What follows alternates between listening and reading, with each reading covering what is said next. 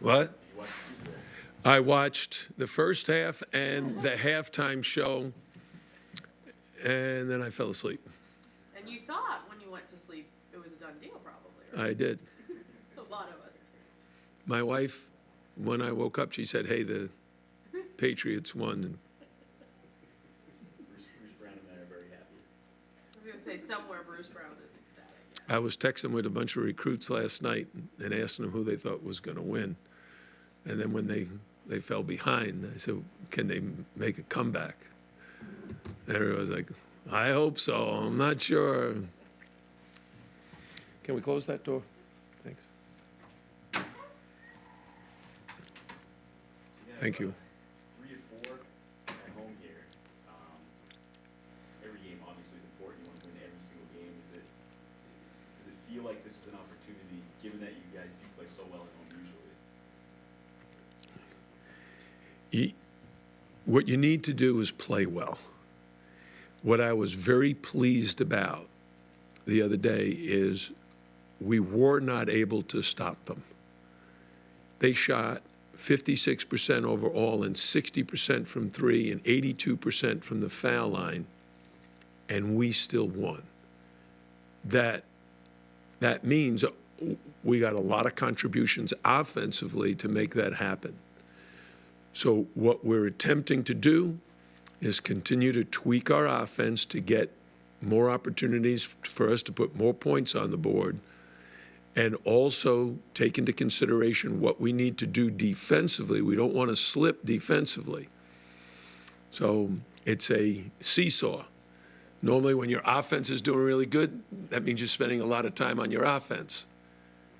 But then your defense suffers a little bit. When you start to really work on your defense like we have, your offense suffers. To find that nice balance, it's hard.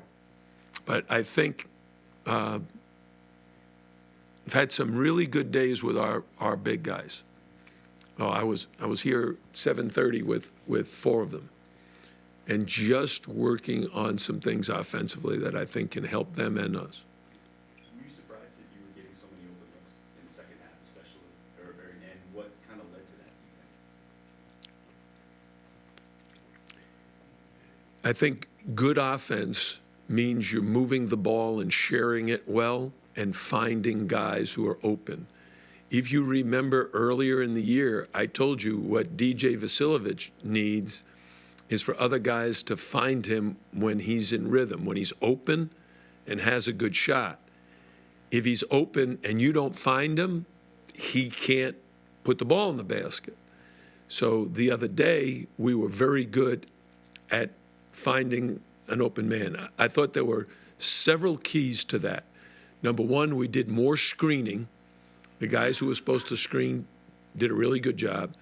Number two, the guys who penetrated, there's 2 in particular plays that I loved, actually 3.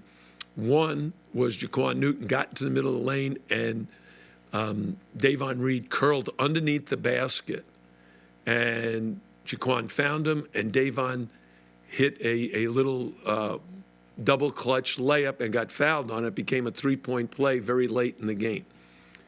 The next play, and actually Davon called it, we ran a play to get Bruce Brown a ball screen, and Bruce found Anthony Lawrence in the corner for an open 3, and Anthony Lawrence made it.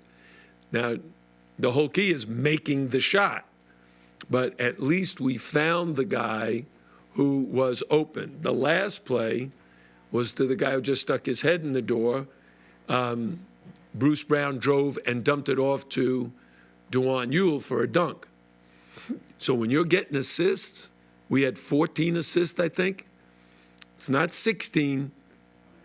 We want 16. If we get 16 assists, I'm going to be pretty happy we're scoring a lot. Now, you still got to play great defense, and NC State is one of those teams that has the ability to put a lot of points on the board. I thought we guarded Dennis Smith really well and held him to 31. Jim, can you talk about Virginia's back? They sort of similar to you guys, record-wise at least, 5-5 ACC, I think 16-5 overall, something like that. They're really good. They have 5 I think scores,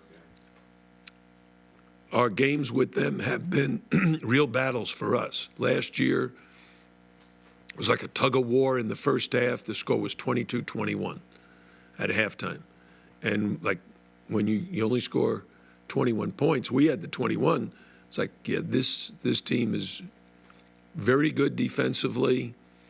They're not big, but their major strength is that they've got a lot of different ways to score the ball. They shoot a lot of threes, but they're also number one in the league in getting fouled. So they drive the ball a lot. And they're very good at getting to the foul line. And they're number one or number two in the league in two-point percentage. So when they get by you, they either score or get fouled. You don't want either of those. So you got to be able to defend the threes because they take a large quantity of threes. But if you go out and defend the threes and it open up for them to just drive, they're going to make layups or make free throws. So we've got to play great defense against them. You had mentioned the big guys earlier, particularly with Ibuka. Did you sense a game like that from him was coming, and then how much of a difference? I've sensed a game like that was coming from him throughout the season. He's very good offensively at scoring the ball. You know, a couple of things. He stayed out of foul trouble, which was hugely important. And when he's defended a certain way, he's very, very comfortable and confident. But you don't see the same defense. Even within the same game, you'll see different defenses. And when he has the ability to read the defense properly, he's very, very good. How much different are you guys as a team if he's producing like that on offense? Well, we need low post back to the basket scoring. We just do. It's been a high priority for us trying to figure out how to get that. So between our four young guys, three freshmen, Sam Wardenberg, who's redshirting, Rodney Miller, and DeJuan Ewell, feel like those guys got to keep working because, you know, especially Rodney and DeJuan, they're playing this year. So if both of them can get better right now, we get some baskets from them in the low post, either, you know, scoring or offensive rebounding, that would be huge for us. And Buka, if we could consistently get him to get to double figures, that would be huge as well. I don't know. He's probably at lunch. How about tell me about his game? Kind of, how close do you think he is to? Very close. He's showing a lot of really good signs. If we was just in and talked about the necessity, he needs to stay out of foul trouble, but how do you balance, how do you coach a player, talk with him, and coach with him, you know, stay aggressive, but stay out of foul? You know, most fouls are the player's choice. You get a foul because you set a moving screen. Well, you shouldn't have moved. You reached in when he was getting ready to shoot. Well, you shouldn't have reached. It's the player making the decisions. We practice it all the time, all the time. And if you don't practice correctly and you don't say this is really important, then you're going to make mistakes in the game. Well, I did it in high school and got away with it. You're not in high school. And the number of habits that guys have that they've developed on their own as to how to defend, most of them, when they were in high school, the demand was not put on them by their coach to play great defense because they didn't want them in foul trouble, so they didn't play any defense at all. You get them in college, and they've got to guard some top 100 player or a McDonald's All-American. You better play defense or he's going to crush you. So these guys, I say these guys, I mean young college players have to learn. They got to get better. John, what's it been like this season, just coaching this crew with, you know, again, we've talked so much about the youth and the inexperience and the inconsistency. What has it been like for you and your staff to try and get through to them? Because we see so many different performances sometimes. Yeah, the inconsistencies. Right. Yeah, I'm really good today, but the next day, what happened to you? And I think that's youth. Were you very consistent? I know I was not as a 18, 19-year-old. Made a lot of bad decisions. And some were even on the court. But it's about kids growing up and learning as they get older. That's why veteran teams are so good. Our team last year And I use an example, like last year, how many different starting lineups did we have?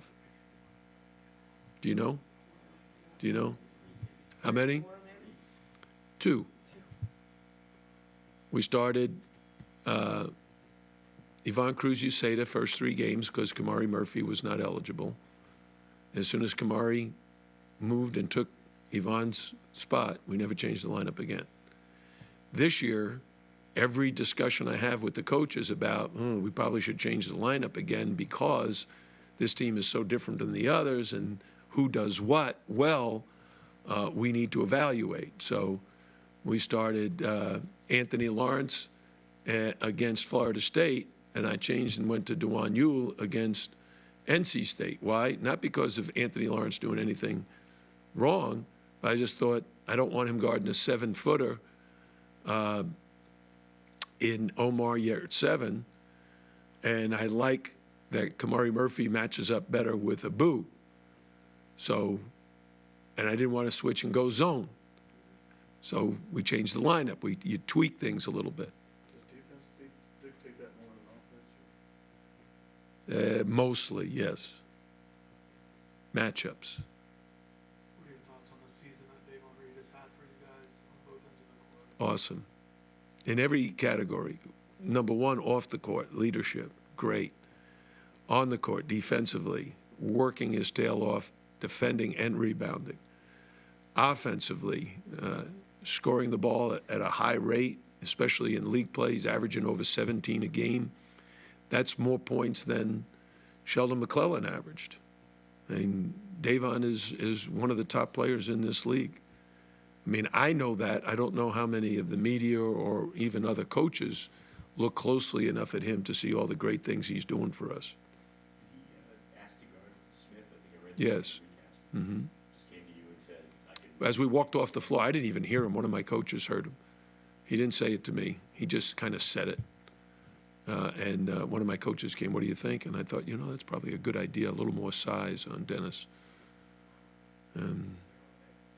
But if you look at our combination of Jaquan Newton, Davon Reed, and Bruce Brown, they all work their tail off defensively.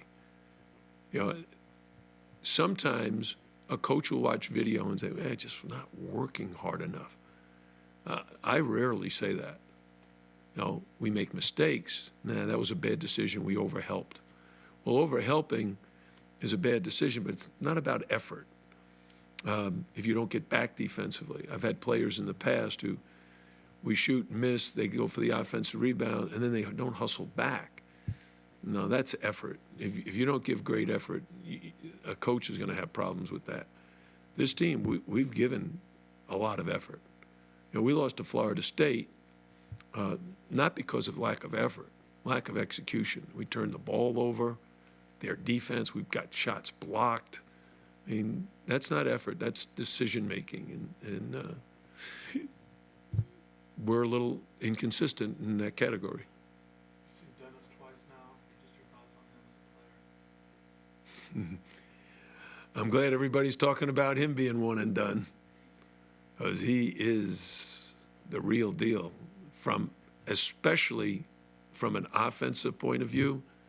The way he can shoot and score and get other guys shots.